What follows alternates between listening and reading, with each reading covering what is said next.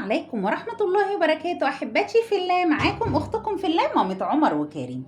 إيه رأيكم بقى في الطبق الروعة ده، في الطبق الجميل ده؟ عارفين الطبق ده بتاع إيه؟ أو طبق إيه أصلا؟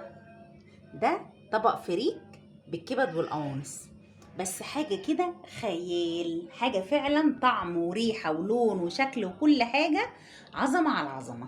يلا بينا أقول لكم الطبق الجميل بتاعنا ده عملته إزاي. يلا بينا.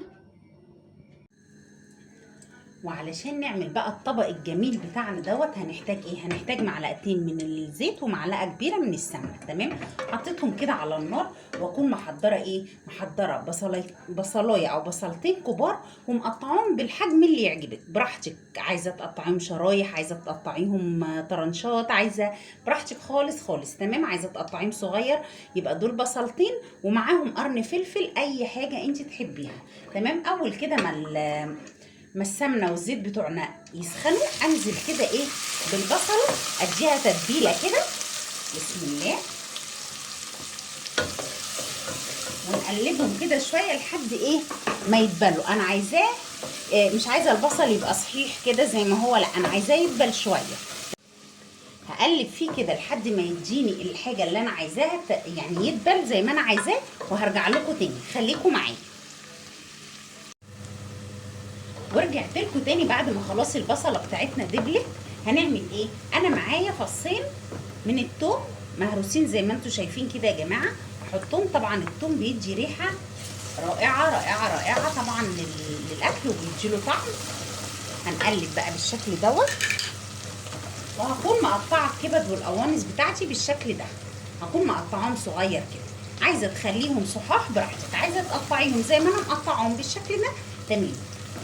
هبدا انزل بقى، حابه تنزلي بالقوانص كده الاول وتشوحيها كده شويه مع البصله، بحيث ان القوانص بتاخد يعني وقت شويه عن الكبد. اعملي كده مفيش اي مشكله عادي. انا نزلتهم كده زي ما انتم شايفين.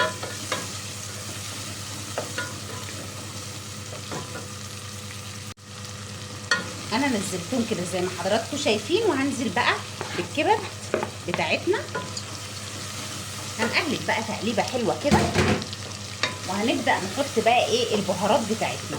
البهارات بتاعتنا عباره عن فلفل اسمر، معلقه صغيره كده من الفلفل الاسمر، ومعلقه صغيره من السبع بهارات كده. تمام، وملح،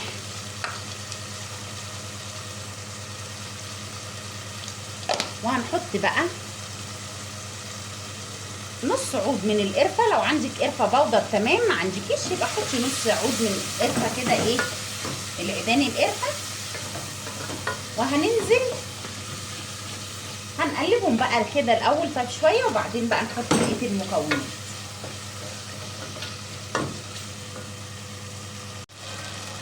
ورجعت لكم تاني، بس طبعا انا كنت واقفه بصور وفجاه لقيت التليفون فصل. كل اللي انا عملته ان انا بعد ما رجعت من الفاصل حطيت مكعبين من الماجي، وحطيت طماطميتين مبشورين، وحطيت جزرايه. بجد انا مش عارفه ايه اللي حاصل في التليفون بتاعي، يعني اللهم لك الحمد اللهم لك الحمد.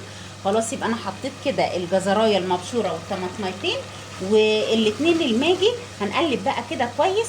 وزي ما قلت لكم انا الفريك نقعاه حوالي ربع ساعه فقط، يعني انا مش نقعاه كتير. تمام، انا دول نص كيلو فريك يا جماعه. طبعا الكميه اللي انت تعمليها ربع كيلو، نص كيلو، كيلو، براحتك خالص حسب الناس اللي هتاكل. تمام كده. هنزل بالفريك بتاعي بالشكل ده. انا نقعته وغسلته غسله مظبوطه يا جماعه. تمام كده. هنزل بقى واقلب تقليبه حلوه كده، هقلبهم مع بعض تقليبه حلوه. بسم الله. بس بجد ما تزعلوش ان الموبايل فصل مني، انا مش عارفه التليفون فيه ايه اليومين دول. اللهم لك الحمد. هقلب كده. بصوا المنظر، بصوا الريحه، بصوا الجمال، بصوا العظمه. بجد انا بعتذر عن كل شويه التليفون بيفصل. طب الحق بقى اكمل. هنحط بقى الميه بتاعتنا. تمام. هنزل بالفريك كده بالميه على الفريك بتاعي. تمام. طبعا ما تحطيش ميه كتير قوي لان الفريك ما بيشربش الميه زي الرز. يعني ايه، حاولي يا دوبك كوبايتين ميه كده، يعني ايه، يغطوه كده حاجات بسيطه. وتسيبي طبعا النار عاليه لان الفريك ما بينشيش زي الرز. تمام كده.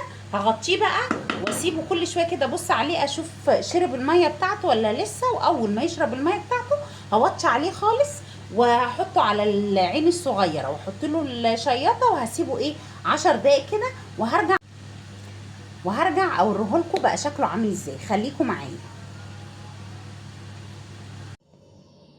ايه رايكم بقى؟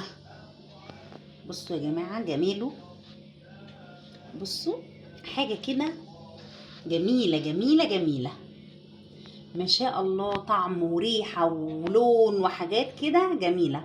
وطبعا حقكم عليا في المقطع اللي اتقطع مني، لكن اللهم بارك حاجه كده تفتح النفس. طبعا انا عملت جنبه بطاطس شيبسي، بطاطس صوابع، براحتك خالص خالص خالص. يا رب تكون وصفتي النهارده عجبتكم. ما تنسوش لو عجبكم الفيديو تعملوا لايك وتعملوا اشتراك للقناه. ما تنسوش تفعلوا الجرس علشان يوصل لكم كل جديد. والسلام عليكم ورحمه الله تعالى وبركاته.